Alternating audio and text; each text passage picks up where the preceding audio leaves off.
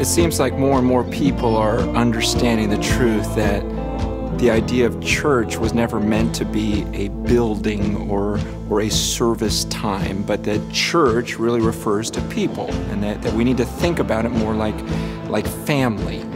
Your family is a family regardless of whether you meet in a home or regardless of whether you have a reunion. They're always a family. And in the same way, the church is always the church. It was a church before they had a building, and a church before they had these formal gatherings. The church just means the followers of Jesus Christ.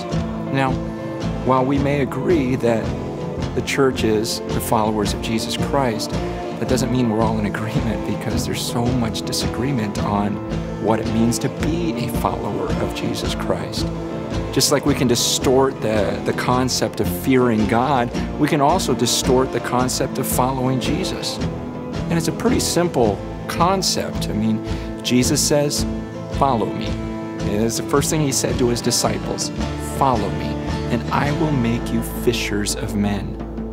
Now, granted, he was talking to fishermen, and he was saying, look, okay, forget the fish for a second. Follow me, and I'm gonna have you not just catch fish, I'm gonna have you catch people. And it's the last thing that Jesus said to his disciples too. He says, you know what, now, go and make disciples, go and make these other followers of me, and baptize them and teach them to obey everything I commanded you. So the first thing Jesus says to his disciples is, follow me, and I'll make you fishers of men. Last thing he says is, go and make these disciples, these people who follow me.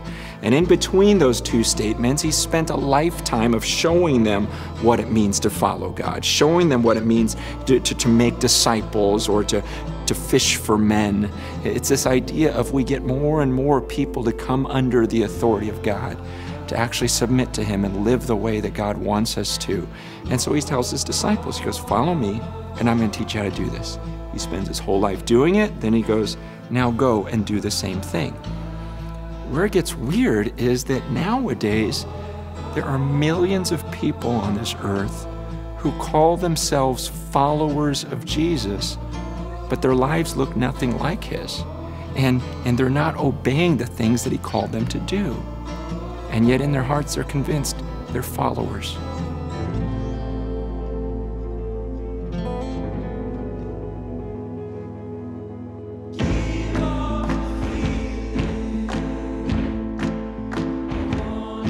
When we were kids, this was a lot easier. Remember when we were kids and we played that game, Follow the Leader? It's pretty easy, right? The leader pats his head, you pat your head, the leader pats his knee, you pat your knee, the leader flaps his wings. You just kind of follow and do whatever he does. It's weird though, in the church we've done this weird thing where we go, well, the rules to follow Jesus are different than follow the leader. See, in follow Jesus, we don't actually have to do what he does. We just do it in our heart. It doesn't really make any sense. I mean, imagine a kid on a lounge chair playing follow the leader and going, yeah, I'm flapping my wings in my heart. You know, it just doesn't. Why does that work in church and not anywhere else? Look, when my daughter comes to me and I say, hey, go clean your room, she knows better. She's not gonna come back a couple hours later and say, hey, Dad, I memorized what you said to me. You said, go clean your room. You know, what am I gonna say? Oh, good job, that's what I wanted. No, and she's not gonna come to me and say, Dad, I can say, go clean your room in Greek. Listen, that's not gonna fly. And what if she says, you know what? My friends and I, we're gonna gather together, and every week we're gonna have a study, and we're gonna figure out what it would look like if I cleaned my room. No, none of that's gonna fly. Just go and clean it. She knows that. So why do we think that this type of thinking or this type of talk is gonna work with Jesus? I mean, Jesus was as black and white as you get. He would look at people and he'd say, why do you call me Lord when you don't do what I say? He says that in Luke 6:46. Why do you call me Lord when you don't do what I ask you to do? I mean, why would you call someone your master and then not listen to him? And he says in Matthew 7:21, he goes, listen, not everyone who says to me, Lord, Lord, is going to enter the kingdom of heaven. It's only the one who actually does the will of my Father who is in heaven.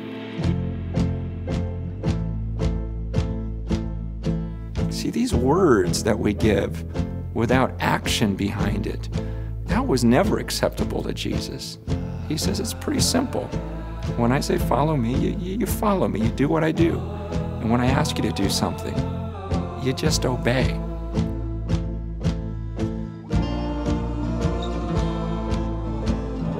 One of the things I love about how Jesus teaches is that he's always completely honest. He doesn't hide anything. He just lays it all out there. Like when he told the people, hey, follow me, he explains to them how difficult it's going to be to follow him. He goes, listen, if you follow me, it's not going to be this life of luxury. In fact, I don't even know where I'm going to sleep tonight. And not only that, but people are going to hate you for following me. And not only that, but there's going to be all these temptations in the world, and you're going to have to fight all these things, and even your own family might be against you. If you follow me, you may end up getting crucified like I'm about to get crucified. See, sometimes we're not that honest with people. We try to talk people into following Jesus by just saying, hey, if you follow Jesus, you can be forgiven, you'll get to go to heaven, you can have intimacy with God, and all those things are true, but we neglect this other part that Jesus was very upfront with, saying, look, it's very, very difficult to follow me. There's a wide road, and most people are going to take this wide and easy road, but there's this narrow road that leads to life. And very few people will find it, and it's a hard path, he explains. But he also tells them, but I'm worth it. I am so worth it.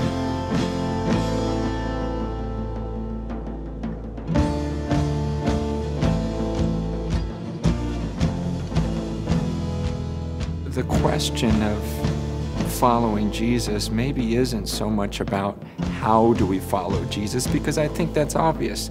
How do you follow Jesus? Just do what he says. He says, feed the poor. Okay, go feed the poor. Love your enemies. Okay, I'll go love my enemies. You know, do good to those who hate you. Okay, if someone hates me, I'm going to do something good for he explains, and so it's really not confusing how to follow Jesus. Maybe the question that most people struggle with is why? Why should I follow this Jesus then? If this road is so narrow and so difficult, then why should I follow him? And part of me goes, do we really need an answer to why?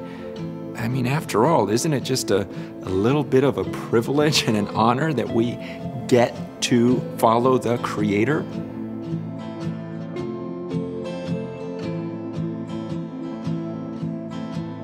But if I'm perfectly honest, let me tell you why I decided to follow him. The reason why I decided to follow Jesus is because Jesus said, Jesus promised, he says, I am going to come back to that earth, and I'm going to come back someday, and I'm going to judge the earth. And when I read about his judgment, like when I read the book of Revelation, it's terrifying. And you have in Revelation 6, for example, you have these people who are really the biggest people on the earth. I mean, they're larger than life. You talk about the kings, the performers, the people we look at as just up on a pedestal, but you have them screaming and hiding in caves when Jesus starts to pour out his wrath on the earth. In fact, they're hoping that the rocks will come and crush them, because they're saying, someone hide us. Hide us from the wrath of this one who sits on the throne, and hide us from the wrath of the Lamb, because the day of his wrath has come, and who can stand it? Who's even heard about that phrase, the wrath of the Lamb?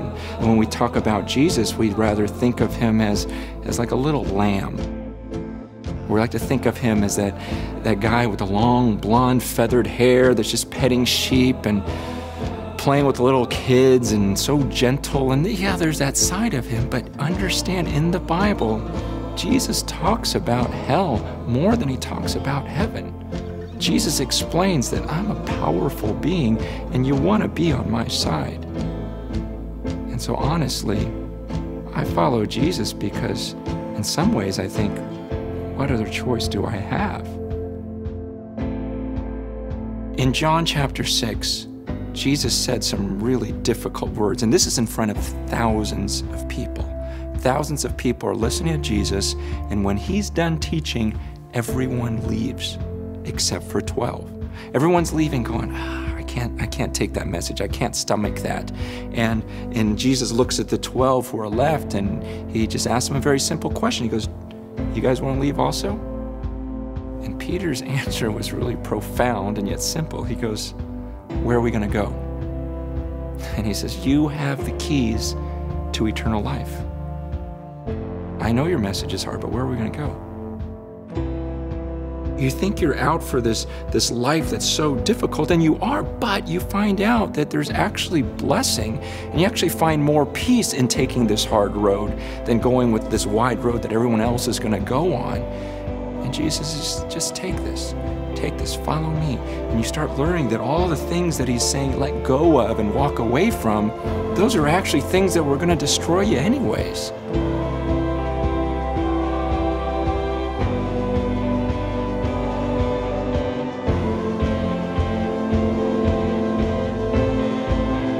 Jesus says, if you're going to try to save your life, you're going to end up losing it. But if you lose your life for my sake, then you're going to find it. In other words, if you're going to try to hold on to all these things and try to save every bit of life and everything that brings you pleasure, he goes, you're going to end up losing your life that way. But if you would surrender to me, if you would just trust me, trust that I have something better, and let go of everything else, he goes, then you're really going to find life. I mean, think about it. You really think that Jesus needs anything from us? He's the creator. Jesus wants to give. He wants to bless. In fact, when Peter says, Jesus, we gave everything up for you, Jesus quickly stops Peter and says, hold on. He goes, everything you gave up, you're going to end up being rewarded for it. I'm going to give you 100 times what you gave up. He goes, don't you understand this life of giving and serving other people? He goes, you're actually going to find blessing in it because it's more blessed to give than to receive.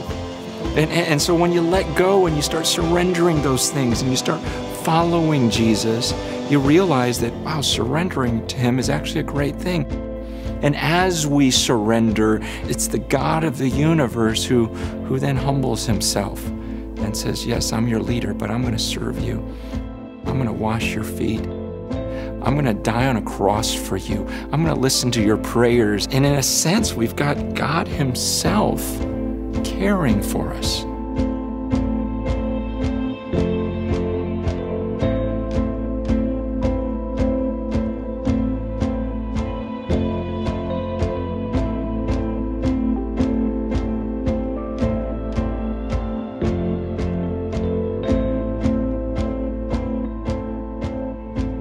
There's a reason why Jesus says, follow me. It's not because he needs me. It's not because he needs anything that I have to offer. But he's telling me, follow me, because this is the way that I'm going to lead you to a life that goes way beyond anything you could have ever come up with by yourself.